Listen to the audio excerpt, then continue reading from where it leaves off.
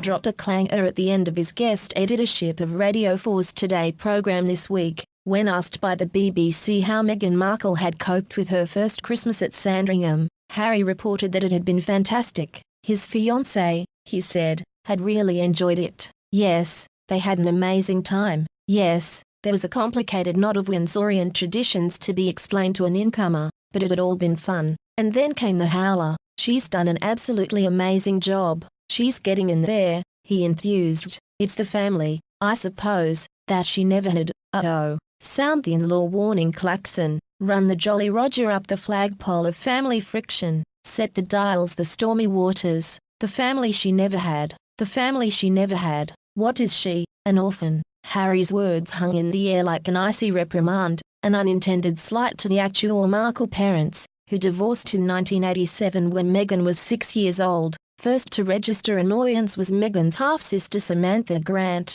who was not best pleased. Actually, Meghan has a large family who were always there with her and for her, she said, complete with sister, brother, aunts, uncles, cousins and the glue of our family, our amazing, completely self-sacrificing father. Yikes. Harry may have the benefit of the best education money can buy, the character-building attributes only 10 years in the army can bring and the sensitivities of a man in touch with his inner ginger, but he has a lot to learn about the politics of in-lawdom, and rule number 1 for any new husband is never, ever to publicly state that your family is somehow better, happier and more loving than her family, even if you believe it to be true, especially at this time of year, when kinship loyalties and festive one-upmanship can create tension, hurt and misery, and particularly for those couples who are forced to choose with which set of in-laws they will spend their Christmas, often leaving the other set feeling bereft and unloved. Imagine that feeling magnified 100-fold when the opposing side is the House of Windsor, replete with palaces,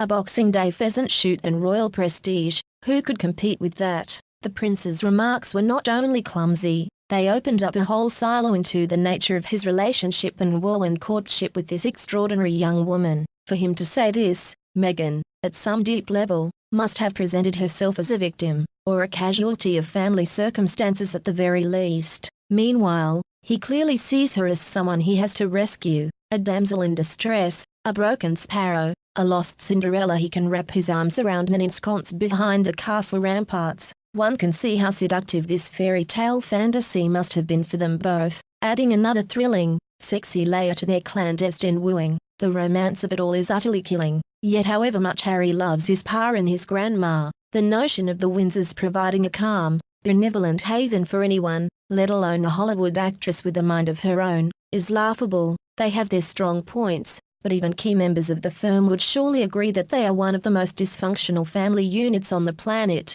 right up there with the Borgias and the Crays. Not only must new wives negotiate the protocols of a complex hierarchy, they are requested to curtsy every time Granny trundles into view. One big happy family. 3 of the Queen's 4 children have divorced. One ex-wife, Duchess of Ferg, is still banished to Nutter Cottage on the Sandringham estate every Christmas. Most of the kids seem incapable of holding down any job except chief paperclips or in an art gallery. Some members seem to love horses more than humans. Uncle Andy is a major worry. And, for God's sake, no one mention the Diana word. Meanwhile, the Duchess of Huff is not talking to the Duke of Puff. Her family is banned, his goose is cooked and the families of royal consorts are off the festive guest list forever. For those caught and shaken up in the snow globe of royal life, cozy and loving in the last words that spring to mind, by this time next year, Prince Harry will be a husband, hopefully one who understands that his family is not the only family in his marriage,